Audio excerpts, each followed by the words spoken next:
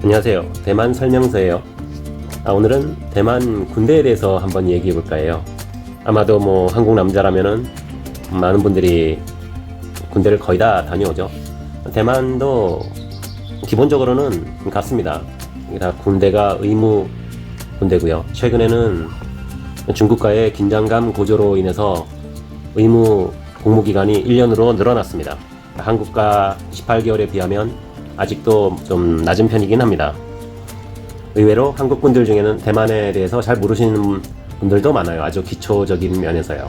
대만은 섬나라라는 건 아실 거고요. 인구가 약 2,300만 정도 됩니다. 한국의 약 절반 정도 조금 못 미친다고 보시면 되겠네요. 아시아 국가 중에는 한국도 그렇지만 최근에는 한국보다 더 전쟁 가능성이 높은 군대 중에 하나죠. 어떻게 보면 대만과 한국은 닮은 점이 많습니다. 제가 대만에서 지금 거주하고 4년 넘게 살고 있지만 의외로 군대도 그렇지만 비슷한 부분이 많다고 느껴질 때가 많아요. 다들 아시다시피 중국은 하나의 중국 원칙을 내세우면서 대만의 자국의 일부라고 주장하고 있죠. 언제든 무력 통일을 시도하면서 통일을 할 수 있다고 공언을 하고 있습니다. 실제로 제가 이곳에서 살고 있지만은 한국에서 뉴스에는 나오는 만큼 제가 위협을 느끼거나 그러진 않습니다. 위협을 안 느낀다기보다는 북한에서 미사일을 쐈다 이런 감정과 비슷하다고나 할까요? 그것을 계속 의식하면서 살 수는 없으니까 좀 무뎌진다고 할 수 있습니다. 그래서 대만의 가장 궁극적인 군대의 목표는 본토 방어입니다. 당연하겠죠. 대만 징병제는 얼마 전까지 4개월만 하면 됐습니다. 최근 한국도 많이 줄어서 이제 18개월이죠. 대만은 4개월까지 줄었으니까 정말 많이 줄었습니다. 하지만 최근에 이제 갑자기 1년으로 늘어나는 법이 이미 통과가 되어서 실행이 되고 있습니다. 물론 한국처럼 이 모병제도 같이 운영을 하고 있습니다. 전체적으로 기간은 짧지만 한국과 비슷한 시스템이라고 보면 되겠습니다. 대만 군대의 훈련과 장비에 대해서 조금 알아보면요.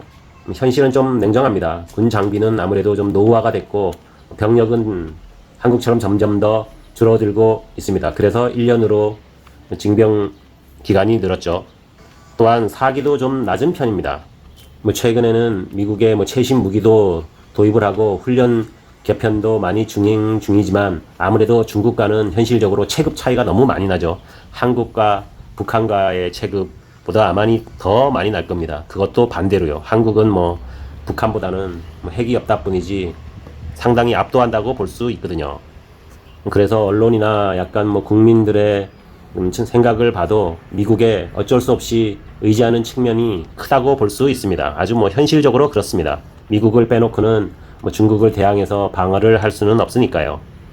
한국은 현실적으로 지금도 전시작전 통제권을 아직도 미국과 공유를 하고 있죠. 하지만 대만은 단독입니다. 단독으로 하면 더 안전할 것 같지만 그 반대죠. 대만은 단독으로 싸워서 중국과 이길 수는 없으니까요. 전시작전 통제권을 미국과 공유하지 않는다는 것은 미국이 참전을 안 할 수도 있다는 이야기도 되는 것입니다. 그래서 대만을 살아남기 위한 군대라고 말을 합니다. 시간을 버티는 거죠. 어떻게 보면요. 현실적으로. 또한 돈을 주고 많이 사오고 싶어도 무기 같은 것을 한국에서 수입하거나 미국에서조차도 마음대로 돈을 준다고 해도 사올 수가 없는 그런 현실입니다. 이상으로 대만 군대에 대해서 전반적으로 이제 살펴봤는데요. 대만이 처한 현실이나 그런 것들요. 그러면 실제로 대만 군대 생활은 어떤지 한국과 조금 비교해서 보면 좀 재밌을 것 같아서 제가 들은 것과 제가 자료를 좀 찾은 것을 요약해 보도록 할게요. 제가 직접 대만 군대를 다녀오진 않고 아무래도 한 달이 건너서 듣거나 한 거니까요. 최근 한국 군대도 저는 잘 모르죠. 저는 병장 제대했습니다. 2년 2개월이었죠. 그런 것들을 감안해서 들어주시면 좋겠어요. 다시 한번 말씀드리면 한국은 18개월, 예비군은 8년이잖아요. 대만은 이제 2024년에 다시 1년으로 징병제를 부활했습니다. 원래는 4개월이었습니다.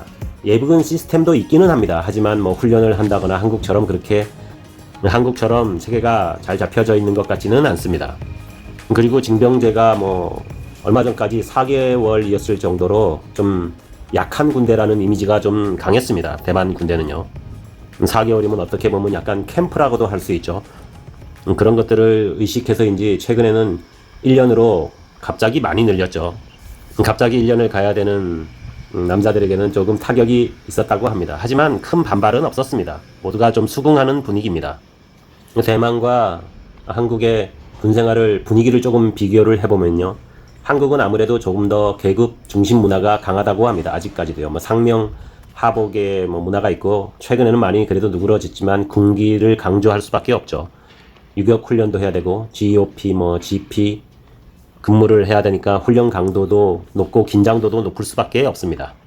전 참고로 파도부대라고 저기 후방 쪽에 있어서 GOP, GP에 대해서는 잘 모릅니다.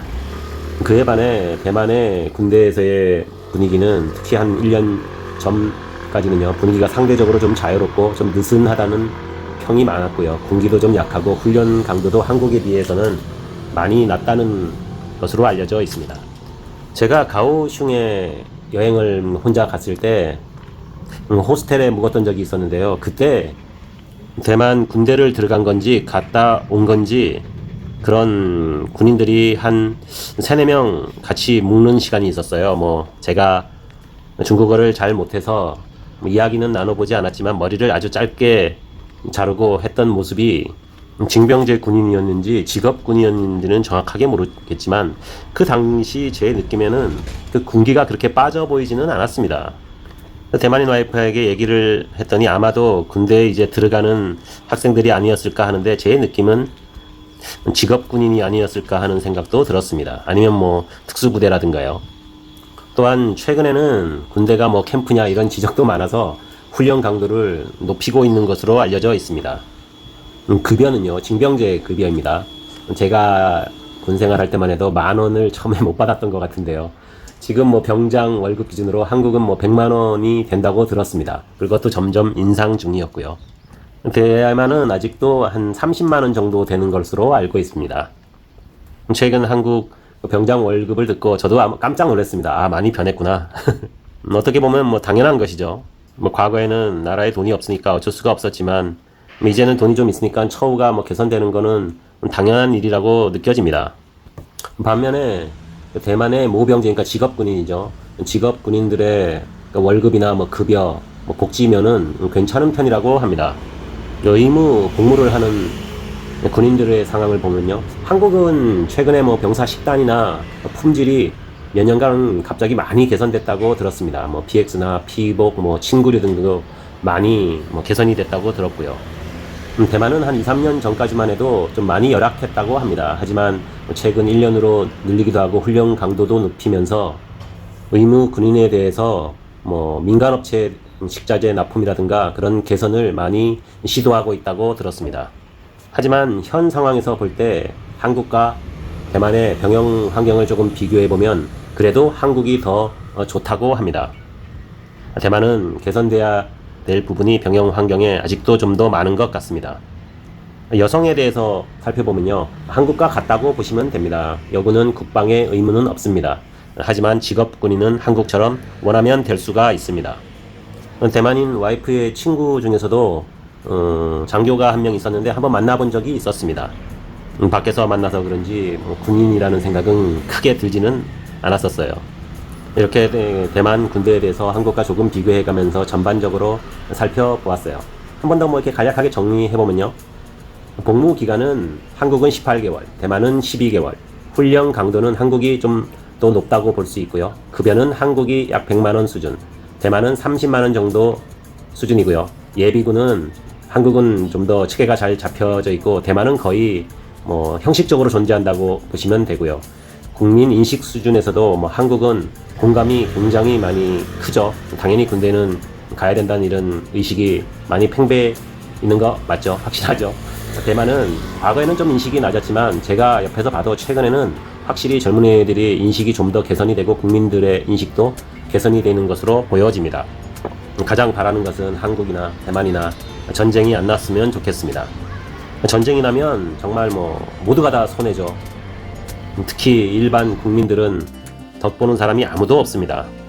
군대라는 것은 전쟁을 하기 위해 만드는 것이 아니라 전쟁을 방어하기 위해서 만드는 것이 맞는 것 같습니다.